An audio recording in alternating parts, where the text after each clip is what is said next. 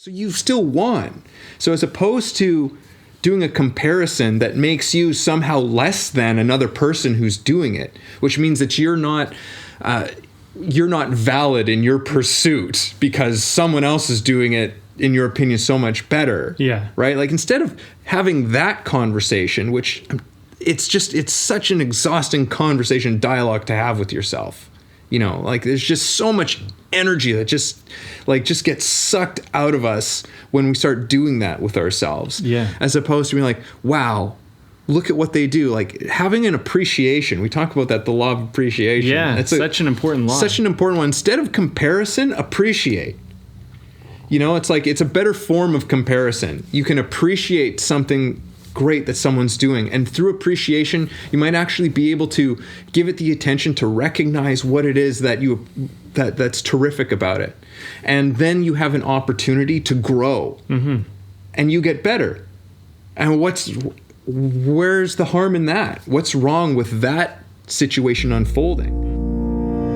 This is Way of the Artist with Brandon Colby Cook and Evan Schulte. Identifying your blocks and demystifying your struggles so that you can claim your own path and make your life a work of art.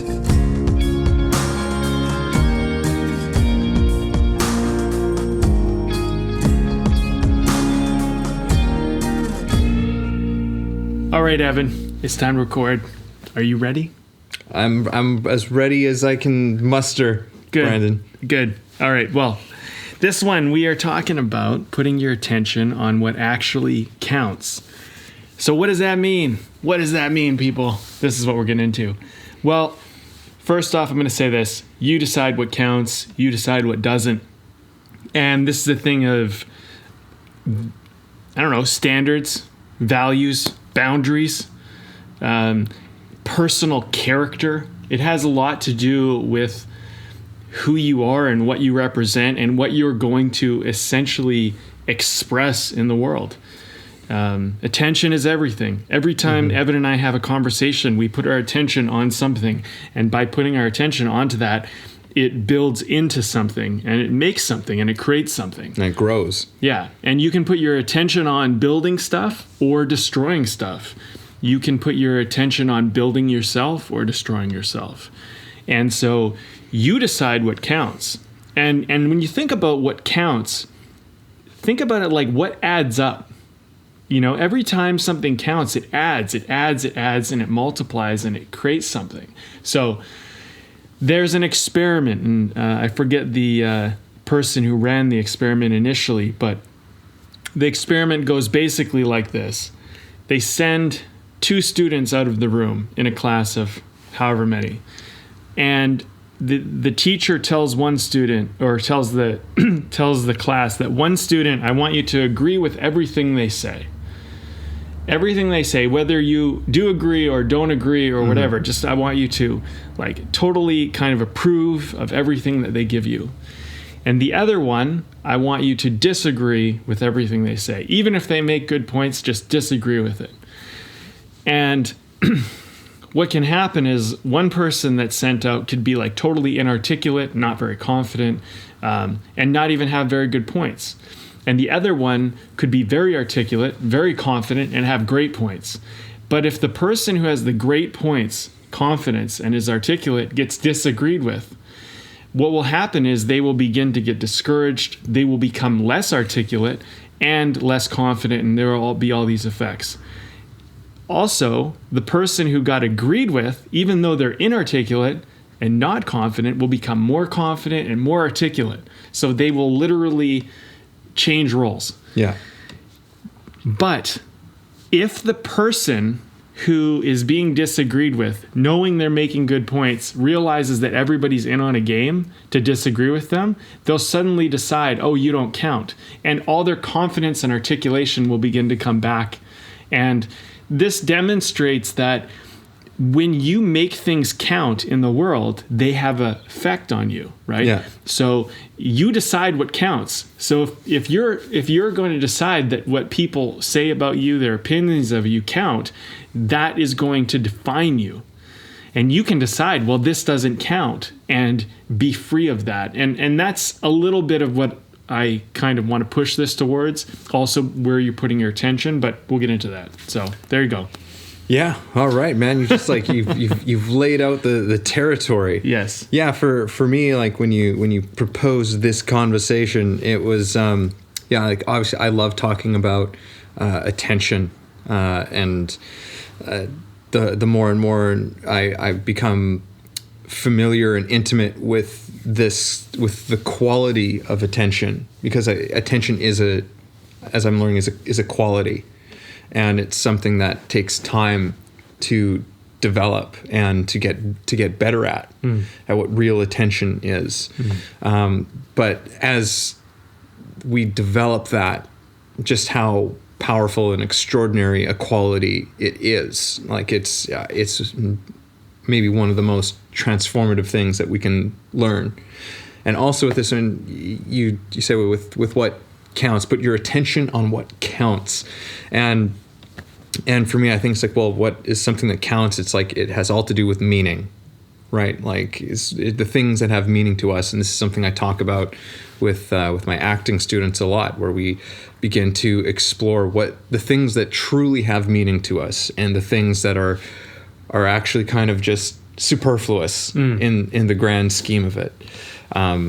Because getting down to like the things that truly mean something to us, the more connected we become with those things that are really deeply meaningful to us, that really count to us, then it's easier to slough off the other things. Like I deal with it in somewhat of a different context with actors. Like usually we're trying to figure out, all right, how do you get yourself, throw yourself into an emotional state, essentially. Yeah. And it's like, and in essence, in order to help do that, is we have to explore with each individual the things that have the strongest meaning to them, right? And it's usually not a ton of things.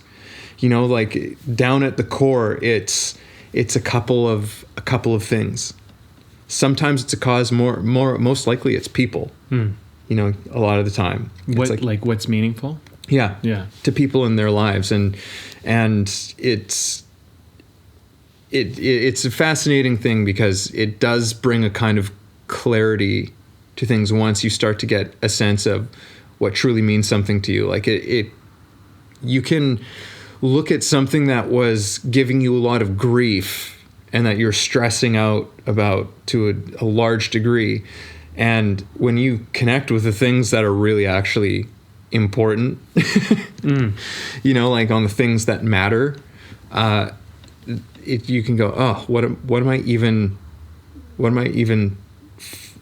having a mind fuck here about? Yeah. What are you worried about? Yeah. Because at the end of the day, it comes down normally to just like a few things. There's a couple of just very human, universal things that, we're all at our center.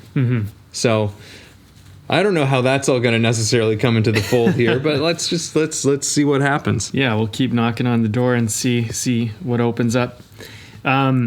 Meaning is interesting in the sense that, what is meaningful to you might be something that you don't even know, that you're not even entirely clear on, and you might think that you are. But one of the things that I work with a lot of my clients is this idea that there is a secret emotion. There's the emotion that is happening, that you're experiencing, but what's under that emotion? And what you'll often find is, like, for example, someone in one of my courses, they got angry. And they were angry about like how they didn't do their writing, like I planned on it, and then life happened. I got busy, and I'm so angry at myself. And I'm like, well, okay, so let's look at the anger, right? Let's look at the anger. And, and we kind of did a little bit of a process, but just to like cut to the chase, it's like, do you think maybe it's just that you're scared? Do you think maybe you're just scared that because you didn't follow through, that you're not going to be the writer that you want to be, and that you're not going to, and then we went down, I was like, okay, so you're experiencing anger, but really now there's fear. And so you start to go down, you start to find out like, well, my not writing means that I'll never be a writer. I'll never make, so the meaning can be hidden. So what you need to do is you kind of have to, like, I think you need to, like, take off layers of an onion of your emotion, and start to go down. And I'll give you guys all a hint. It's going to be vulnerability. If you don't feel vulnerable, you're probably not at the truth. The vulnerability is where all your strength, all your courage, all your authenticity exists. And I think we have a lot of meanings that aren't from a vulnerable, authentic place. They're from a place of, I think I need to appear this way. I think my role or my image needs to demonstrate this. Yeah. And it's like, well, you might be having meanings that are appropriate or you think you should have, as opposed to what is actually meaningful to you. Yeah. And so, like, to go down that rabbit hole, your meanings might be secret to you. And that's okay. I think that's actually quite natural. And so if you're confused or you're lost or you don't feel like, if you don't wake up with, like, absolute purpose, and, like, then what's happening is your meanings are secret to you. If you don't wake up in the morning and you go, like, I know what I want, I know what I'm doing, I know what I'm building, and I'm so jazzed to do it. If you don't wake up like that, I guarantee that what is actually important to you is secret to you. Because the moment that you tap into that, you will not want to distract yourself anymore. You will have desire. You will have burning fire inside of you to do things. But, we can get into, like, why is it secret to you? But we have an entire culture that's dancing around who we really are. Like, don't show us who you really are. That's inappropriate. That's going to make everyone uncomfortable. And this is who you need to be, and this is what you need to do here and win and blah, blah, blah. And so you've done that so long that you think that's you. And so then you think what's meaningful is just what people have told you are. So, what counts? That might be a secret to you that we still need to uncover and excavate. Yeah. And because otherwise, like, authenticity is one of those words that, like, I'm very cautious about, especially today in today's day and age, because, like, authenticity is turned into a commodity, and a role, as you were kind of touching on there, is just like, it can become, there's nothing authentic about it. It's just like, this is my authentic self. Hey everyone, like, on Instagram and shit like that. And it's like, no, that's like a role on you as an authentic person. Yeah, but it's that's not you playing authentic. Yeah. What you think authentic is. Exactly. Yeah. And because you're not going to know. Like, that's the thing about authenticity is, it's like you don't even, there's no role that you can really even call it. And the moment you think you know it, then you're starting to play a role. Yeah. That's the thing about it. That's why it's so incredible, is that the moment you think you know is the moment that you don't at all. They say, like, like Zen Buddhism and whatever, like, it's kind of like the whole idea, like, the person who thinks they know doesn't know at all, and the person who thinks they don't know is probably the one who does. You know what I mean? Because it's in the not knowing. It's funny, actually. We go back to last episode. It's in the mystery. It's in the mystery that is the thing, and being in the mystery is the thing. Being in the mysteriousness of it. Like, the moment you go, like, oh, I know. Creativity is science. It's this and that and that. And it's like, no, you're not creative anymore. All of a sudden, boom, you just thought you nailed it down and it's gone. Yeah. Because you can't have it like that. It doesn't work that way. Yeah. That's the beauty of it. It's like this butterfly, this bird, and it needs to fly and it needs to be on its own thing. And the moment you capture it, it's no longer free to be its thing anymore. Yeah, you've killed it, you've caged it, and it's it's lost its nature. Right. So there's that's a good point about authenticity, is that we are in this culture where people start demanding, they want authentic, they want real, and so then you have, like, these marketers and people who are like, I know, I'm gonna be real as a brand. It's like, that's fucked, man. And it's a great thing that, like, because I do think that as a world, as a culture, that we are, like, there is definitely an authentic demand and craving for real authenticity, for people to be real, and genuine. but like with that call, there's always something there that's gonna try and exploit it to some degree, right? It's just like, okay, people want authentic. What's authentic, people? Like, it's like a person who's authentic is someone who's like a straight shooter, they give it to you straight, and they and then the next thing you know, it's like a packaged product of here's your authenticity in 7 steps. Yeah. And it's complete nonsense. It's like it's authenticity is like it's a quality that while it can probably, you can observe it to an extent, and there is some, you could observe some sort of quantitative patterns, of what that is, but it's something that's like a lot. There's something that's a little bit more ephemeral about it. There's something that's like when we see the real thing, we recognize it. We're just like, we don't know what it is, but we can say it's like that person, like they're just so authentic. They're just so genuine. I don't know what it is about them. And sometimes, it is like they have a quality of speaking honestly, directly, truthfully, or whatever it is, like we can recognize these things, but that's not the whole picture. There's so much more that's going on to it. And even for someone to just learn how to speak with an incredible amount of truth and vulnerability, like you were saying, like that takes work. To learn how to allow yourself to do that. Right. Because otherwise it's like, well, you might be speaking a kind of truth, right? But it's coming from you haven't gone deep enough into yourself in some ways, which I think maybe this is coming full circle. It is, to a certain extent. The attention on the things that count. That's where we began. And let's put our attention back on the things that count.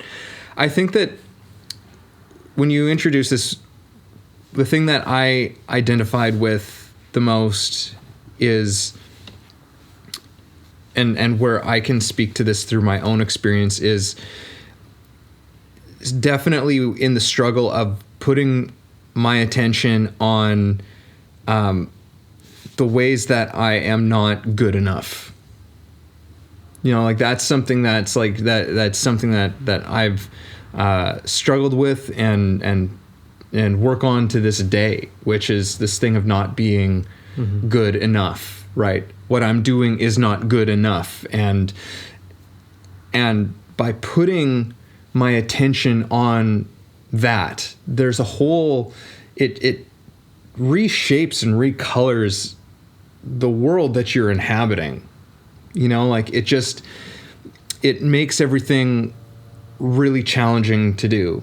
Even when you are connected to your sense of what you're passionate about, like even if it'll make you question it.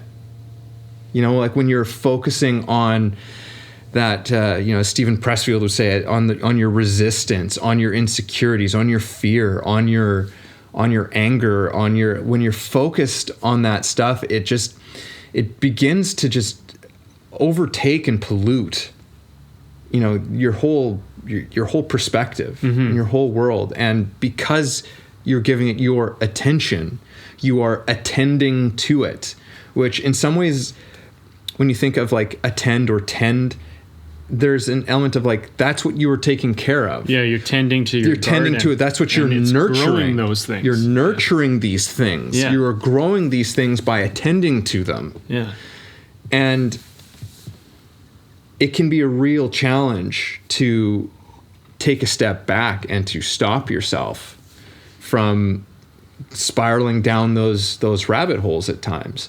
And instead, and I'm going to hand this over to you because this is where, what you were saying, but instead attending to and putting your attention on the things that are working. Yeah. On the ways that you are succeeding, the ways that, you're doing a good job. Yeah. And what the sort of side effects, consequences of that are.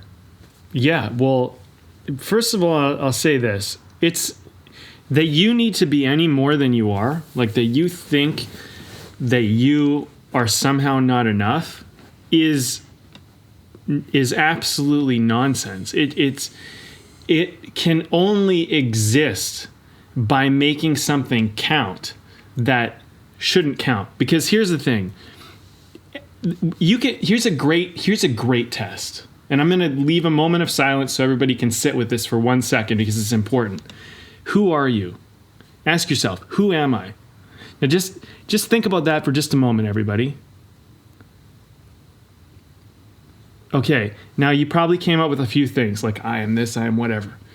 The only answer, there only is one answer, and it's the same for everybody, is you're an infinite being. That's it. That's who you are. You're an infinite being. So I am confident, I am wise, I am organized. Bullshit.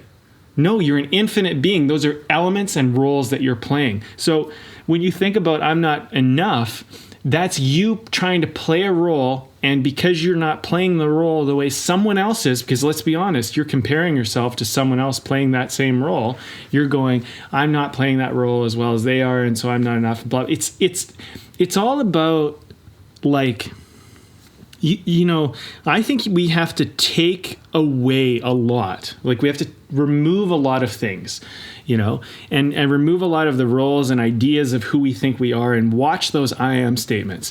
And if you started from the I am an infinite being, and then you went, what am I doing well as an infinite being? You will begin to rebuild a foundation of strength and confidence and self-esteem. But if you start from I'm an organizer, or I'm organized, or I am whatever, you're immediately going to have to compare yourself to someone else who's doing that as well, or some other form of that. And you go, well, I need to be more organized, or I'm not organized enough, or, you know, I'm good at this, but I'm not good at that. And it's like getting caught up in minute details. You were born as an infinite being that was entirely capable of really just about anything. And sure, you maybe were born into a family that gave you some innate physical abilities or some other things or some advantages. But regardless of any of that, you started from a place of like kind of a blank slate, and you could really put your energy and attention towards anything. So my suggestion is recalibrate right back to that, and then start going, well, what counts?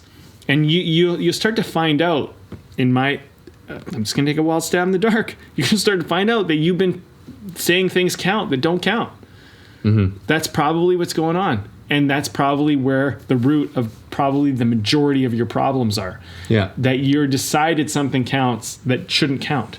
Yeah. But if you start from I'm an infinite being, I am an infinite being, what do I care about? What do I want to put my attention to? And you start putting your attention to that, you will begin to find people that begin to help you do more of that, people who help you encourage and support that. And you'll decide that people who don't count, and you'll remove them from your life, or you'll kind of push them aside and you'll focus on what does. And you are your own determiner whether you're doing well at something. And by the way, you do not have to do well at something to be valid or to be important or to be enough. Yeah. You simply have to do it as best as you possibly can. Because here's the beauty of being an infinite being. You're going to get better, and you're going to get better, and you're going to get better. Just put attention on it. Mm-hmm. But your attention on how you're not good at it is not helping you get better at it. You see, like, it's all... You got to recalibrate. Everybody's got to recalibrate back to I am an infinite being, and then just begin again, begin all over again, start again. Your life right now, all your problems are based on you've been built up on a false premise that you're something other than an infinite being. Yeah. Everything. In my opinion, it all comes down to that. And I had an awareness about this recently because I was focused on stuff like, my job's not paying me enough, and they aren't appreciating me, or communicating with me, and I'm focused on all this shit that wasn't working. And because I do this Joe job as kind of making a little extra money, which, you know, some people might go, oh, well, like, you know, you have a job, you know, like, or whatever, like, it's like somehow you might judge that. Your judgment is the very thing that makes you feel less than. You know, yeah. Gary Vee talks about this, and I've just been on a Gary Vee kind of trend recently, but he had this speech, and he was talking about, this guy was in the audience, and he said, I was a little short on money, so I got an extra job to do this. And he was talking about his dream and his vision. And then Gary stops him and goes, hold on. He goes, I just got to stop you right there. And he goes, nobody applauded when he said he had another job, that he got an extra job. That's what we should be applauding.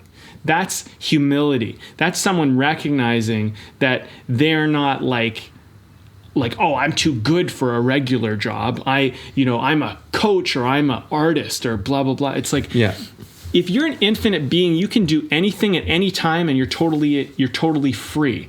You can do anything you need at any moment, and everything becomes temporary and just simply a part of your process.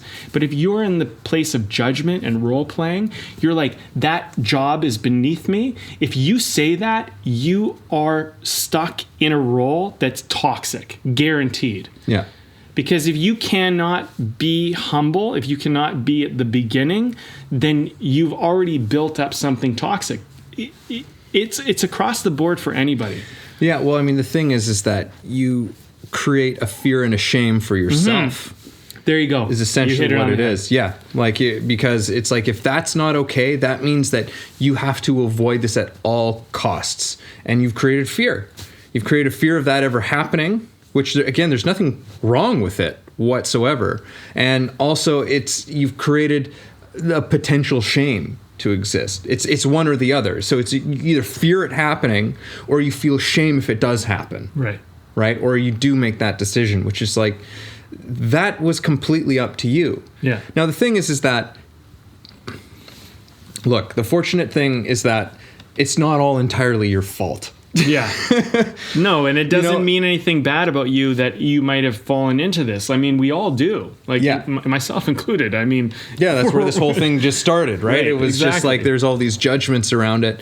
And it's like, look, the thing is that, we've all been getting fed stuff from, from our families, our friends, our societies. And but the beautiful thing is that we can actually decide to change how we see these things, right? We can actually intelligently question where some of these beliefs come from, and and this is a huge part of like putting our attention on what counts. And I think that one of the, which I this seems like very obvious that it would have come to this at some point, but I'm trying to find my words for this one, as it happens sometimes. But no, it's. Put your attention on it. I know. It's so brutal. I hate it when that happens. Yeah, If you continue, I know it usually I'm throwing comes in back. a life raft here. Yeah, thank you. I appreciate it. Well, it happens, man. I mean, the thing is like, if you think that you are better than anybody, you're already building your world on a problem. That's already a problem. Like, and when you're caught in ego, this is you're not really going to hear this. Like what I'm about to say, you're going to go, yeah, I've heard that, or not, and you're just not going to care if you're caught in ego. But we are all one. So when I say that, consider that if you were born into the position of the person you're judging, you would probably be doing the same things they're doing. Because based on their life and what they've been given and provided with, that was the best they could do up to this point. And you might not like it, and they might have done bad things, but that is probably, in a lot of ways, what you would have done, given the same scenario they were in. So if we showed each other grace instead of judgment, and we said, look, I get it. You're doing the best you can. You're working with what you got. And instead of judging them and trying to hold them in that place and hold ourselves in a place, we could actually find a certain kind of empathy and compassion and combination and say, if I was you, I probably would have done what you're doing.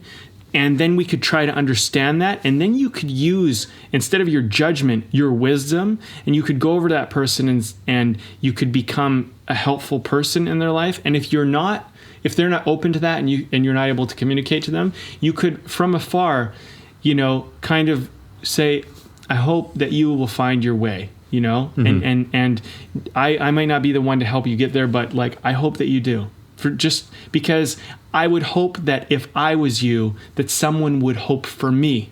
You know what I'm saying? Yeah. But when you get caught in ego, you're so self-focused that it's all you, me, right? And you stop considering that you could be in another position in life. You begin to think that your position is the position. And it's this arrogant God position. You know, I am the arrogant God. I am the one that knows. And I am better than you because, and worse than you because. And that's the arrogant God, right? It's like this infinite being that has somehow taken a position and said, this is somehow the position. And it's better than these positions, but not as good as these positions. And I wish I was in this position, but I'm here. Don't you think that the person who's in the lower position is doing this? Like you're all disconnecting from each other. It's stupid. It's dumb. And it's a manipulation, and it's a societal cultural separation. Yeah. You're all in this together. We're all in this together, you know? And so when you allow yourself to play different positions on the field, you get different perspectives. It opens up your worldview, right? You talked about this before the conversation. We're talking about perspective. Perspective, if you only have one, you're very limited. But if you can allow yourself to step into the shoes of another person, try to understand them, even if it's not just from your imagination, but trying to talk to them, to hear them, to really listen and try and like get where they're coming from, you can begin to like see their world from that angle and go, okay, I understand what's happening for you, you know? And then if you are willing to understand, they might actually be able to understand where you're coming from. And between the two of you, you come up with an entirely new perspective. A new thing is born out of this. And that's why, like, you can be an infinite being, but another infinite being come together with another infinite being. What incredible things can occur if both are open as opposed to positioned and judgmental. Yeah. Yeah. Yeah, 100%. I don't know if that helps you get on to what you were saying. No. But I did have that to say. No, that's great. And it clicked it back in a while ago. I'm like, okay, noted, Cool. and we'll come back to it. Yeah. What in this whole conversation, I was like, oh yeah, seems like a very obvious component of this is control. Oh yeah. Control, like putting your attention on the things that count, is like, it has so much to do with control, the things that we are actually in control of and the things that are completely out of our control. And so much of our distress, I think, is caused by trying to control things that we just simply do not. You know, like you're saying, it's like that arrogant God thing, you know, it's just like, that's what it's trying to do. You know, it's like it's trying to control things that it doesn't control. Yeah. And it knows that it doesn't control it, which is why there's like all of this anxiety that comes with it. Right. Right? It's like, and you might not think that you do this, but we all do this. Unless like you have really freaking like, man, you've come through the other side. In which case, you know, come on the show and like have a conversation with us. We'd love to pick your brain. But essentially, it's like there's so little that we actually have control of, and that's not just for little us, wherever you're listening to this, or even for us sitting here recording this. Nobody has like such incredible control that they can just do anything and everything.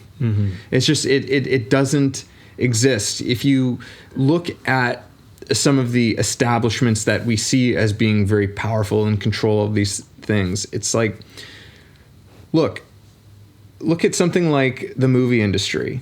Or if you look at something like American politics, especially right around now, right?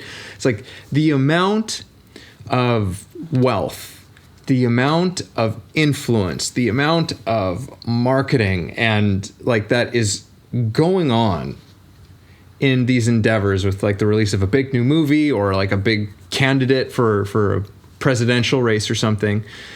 They cannot make you vote or go and see that movie. They cannot do that to make it go that way. All they can do is very strongly encourage you. Yeah. They can be a little manipulative about it at times, but ultimately They don't have control, which is why like blockbuster movies totally bomb. You know, like that have been spent all these things. It's not for a lack of trying. It's not for a lack of trying to bring people in there, trying to persuade people to come. Same thing with a candidate. They could spend billions of dollars and saying, you need to vote for me, and giving you all the messages as to why you need to do it. You still won't vote for them. Yeah. Like this is just, so this is like some of the most powerful systems that we have in place to try and influence, but it still does not ultimately force anyone to do anything. Mm-hmm. Right. So where this is all coming back to is just like the things that count, like, and the things that we control, and learning to recede our sense of trying to control things around us, right? And what are the things that we can actually direct ourselves towards, and where can we actually put our attention? Yeah, right? Where are you going to put your attention where it actually builds something and serves something that will actually give you what you say that you want? I mean, when you put your attention on judgment, or you put your attention on like what people think of you, which is just reverse judgment, you're not going to build anything. If anything, you might destruct in your own mind something you've built. But like, honestly, who gives a shit what people think? Like who cares, man? Like, nobody knows what's going on here.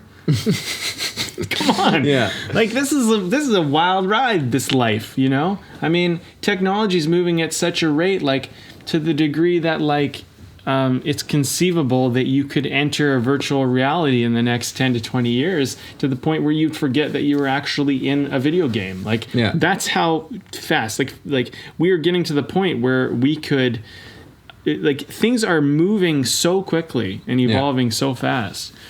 My point is that, like, whatever you put your attention on either builds and creates more of something, or it destroys something. But it only destroys things that are built. Like, it doesn't.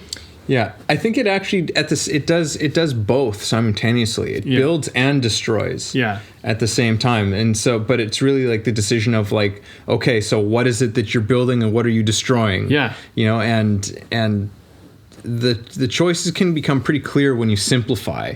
Right.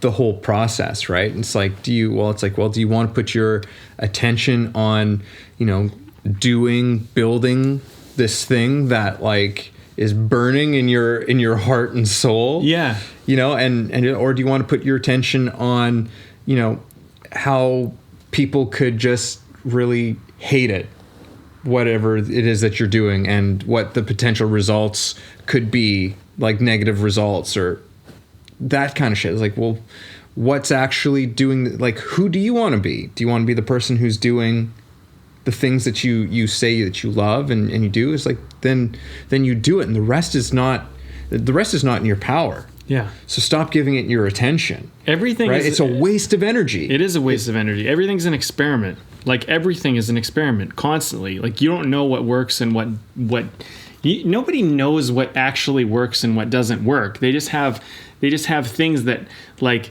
kind of make sense and things that kind of don't. Like, there's like things that, for example, like being funny, the only way you're ever going to do that is by cracking a bunch of jokes that don't work and figuring out what jokes don't work. Mm-hmm. And you have to be willing to bomb. You have to be willing to fail. You have to be willing to say something stupid, you know? And be like, oh, that was stupid, that didn't work. But, like, you're not stupid because you said something stupid. What you are is an infinite being experimenting with the world and seeing what lands. See, if you are your action. Now, here's where I'm going to come back to this infinite being thing, because this is, like, so important. If you're an infinite being and not I am funny, right? If you're an infinite being by default, then I am funny is an experiment. It's like, I can be funny. I can be funny more often than not. I can be funny most often. You know what I mean? Yeah. It becomes a matter of how much can you do this thing, as opposed to you are that thing. Like, you can do it. Like, but you're not your action. So, like, you're not anything. Like this is the thing. Like, it's such a like difficult concept for us to get. Taking a dive down the esoteric a little bit. This is a big esoteric rabbit hole, but like, you are not your action. You're not what you own. You're not what you think. You're not what you feel. You're not your fucking khakis. You're not your fucking khakis. But you're not any of this, right? You are an infinite being who can wear khakis. Yeah. You're an infinite being who Should can you choose to be funny, who can be organized, who has developed the ability. And if you're trying to get a reaction or some type of response out of the world, the way you do that is by testing. By try it out, see if that lands. Oh, it does land. Okay, let's try some more of it. Okay, that lands as well. Okay, and then you start to create a momentum. You try something else, it doesn't land. You don't go, I'm an idiot, I'm dumb. No, it just didn't land. Some things will land and some things won't. It doesn't mean anything about you. Yeah. You know? And by the way, if you're paying attention, which is the point of the conversation, you begin to notice, oh, that landed, that didn't land. As opposed to going, I'm shit, I'm great. Yeah. Yeah. Right? Pay attention. You know, my old Meisner teacher, Larry Silverberg, he had this one sentiment, and it's one that I've carried on because I just loved it, and it's so relevant for this conversation at this moment. But he would say, it's like, hey, look, he's like, when we win, we win, and when we lose, we win. You know, so like, say like someone had like put up a performance or an exercise that didn't go quite the well that they had hoped it to. That you know, all of their planning, and there's like, you know, like it didn't kind of, I never reached kind of the place that I was aiming to go. And the thing is that we sit down and we talk about it, and we say like, all right, let's go through this, and we figure it out. And we go, okay, so we learned something then. And not just like, and a lot of time it wasn't just you, it's not just the person who's up there on the stage. It's like the rest of us learned something from it too. Yeah. You know, so it was like this whole thing's like, look, there's no real losing here. Like, it's always a win, no matter what. Like, for example, if you want to be a writer, or if you are a writer, whatever it is, and I am a writer. Yeah, I'm a writer. You want to write. You know, you want that to be a big part of your life. You're passionate about writing, and you're reading a novel of somebody else who's published, whether that's old or new, and you're looking at how they write, and you go, man, look at how like I love the way that they write. Man, I'm a piece of shit. I can't write like this. Yeah. You know, it's like, and I'll never be able to write like this. Well, this is your attention going to something completely unuseful. Yes. And completely unnecessarily so.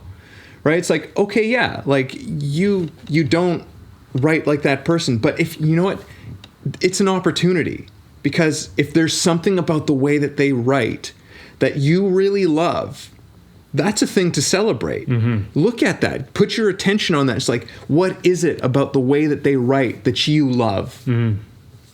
Try to understand what that piece is, and then you might learn something, and you can incorporate that into your writing. Mm-hmm. And you go, oh, okay, so you've still won.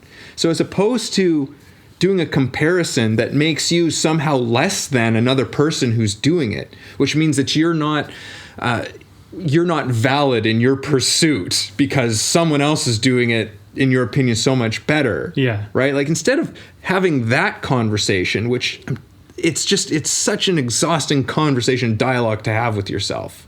You know, like, there's just so much energy that just gets sucked out of us when we start doing that with ourselves. Yeah. As opposed to being like, wow, look at what they do. Like, having an appreciation. We talk about that, the law of appreciation. Yeah, it's such an important law. Such an important one. Instead of comparison, appreciate.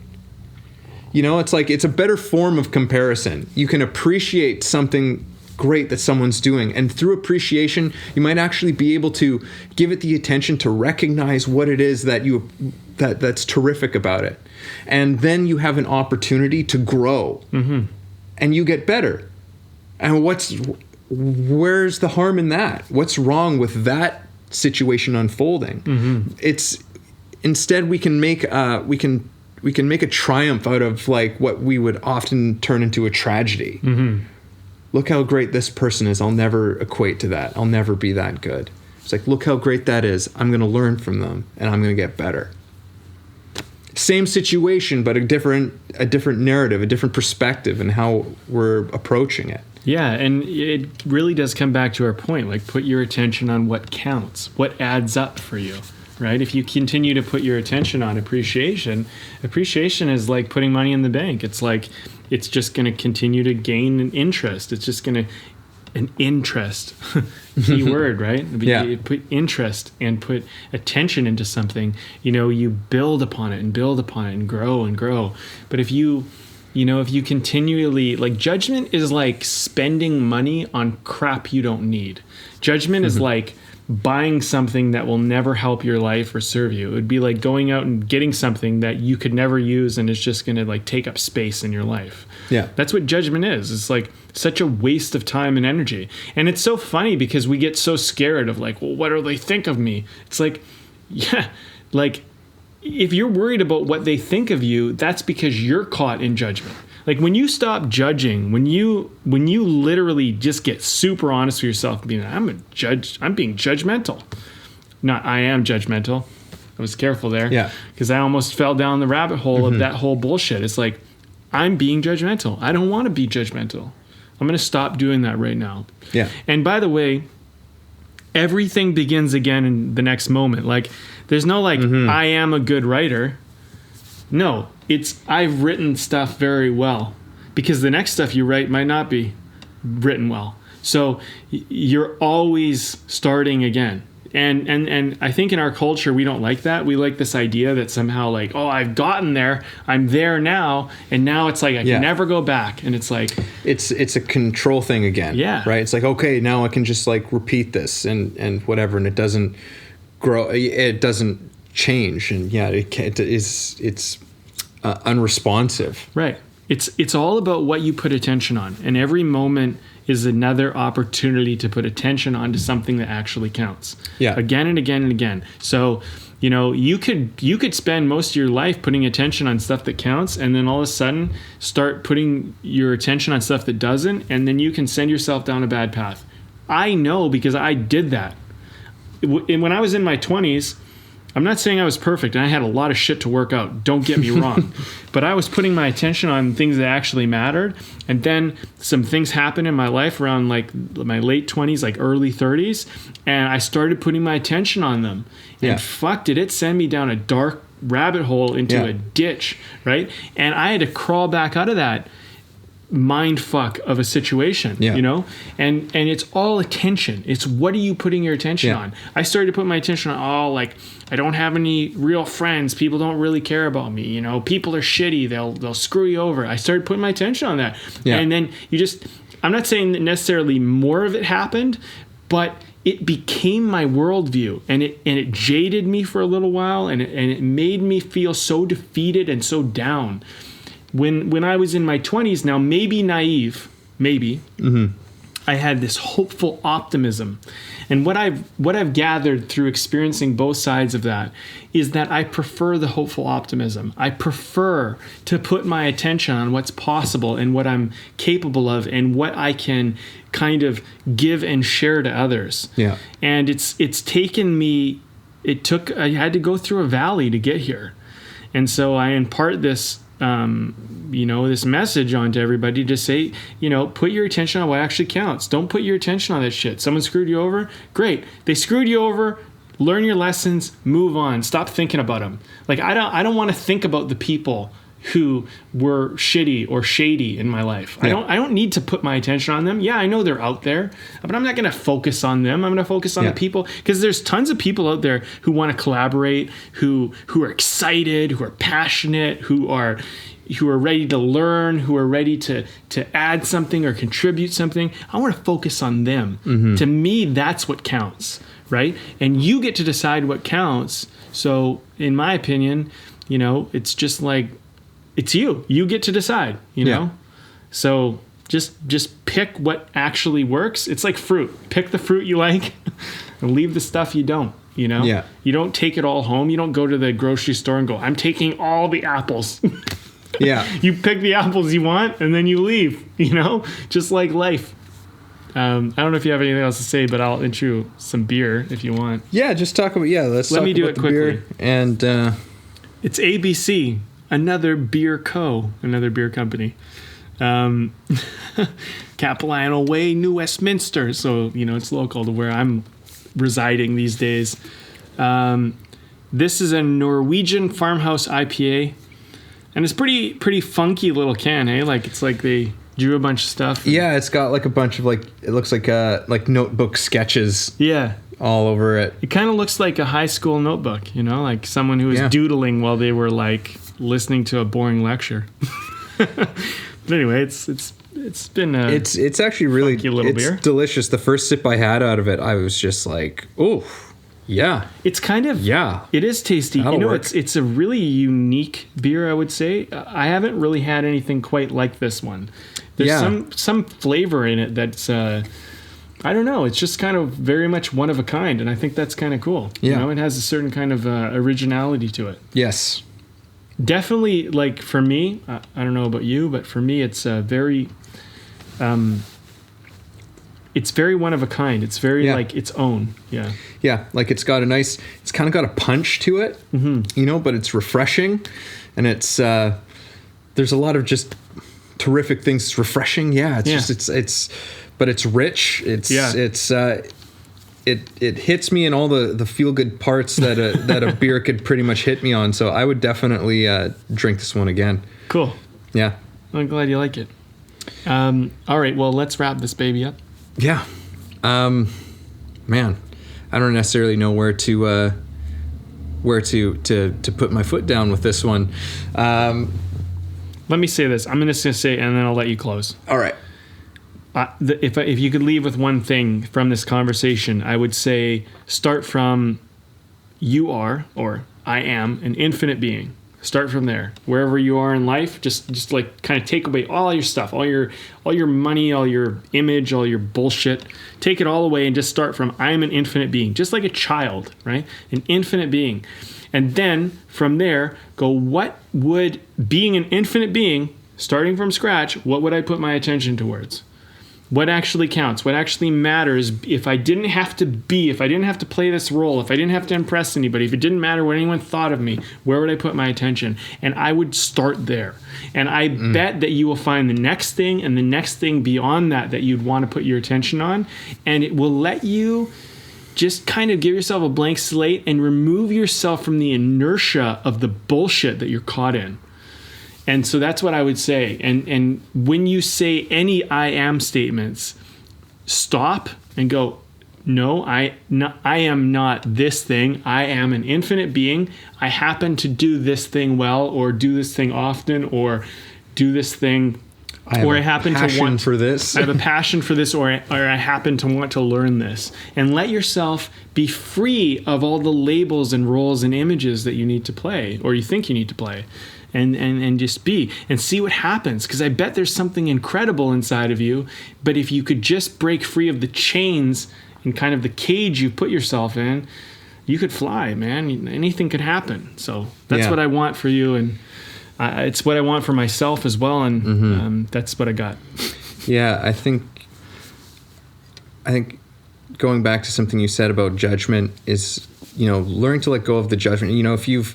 If you find yourself in a place where you've been putting something really important to you off, and if you've lost some personal battles with your fears, your insecurities, it's like, you know what, there's no shame in it. All right, there's no shame in it. Every human being on the fucking planet is battles that. There's no shame in it. Know that every single day you have the opportunity to switch it all around. You have the opportunity to make a decision, to stare those things down, to stop listening to them, to listen to the bigger part of you, the infinite part of you that is speaking to you. You have the opportunity to listen and to act on that thing.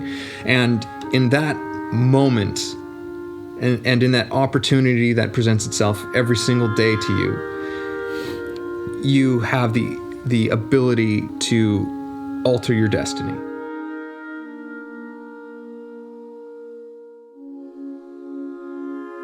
Thanks for listening to the show. If you got something out of this, if you feel it improved your life or your journey in any way, please take a moment to subscribe, leave a review, or share the episode. You can also support us on Patreon, where we have tons of great bonuses. You are the ones that make the show possible and help us to thrive. Thank you for joining us.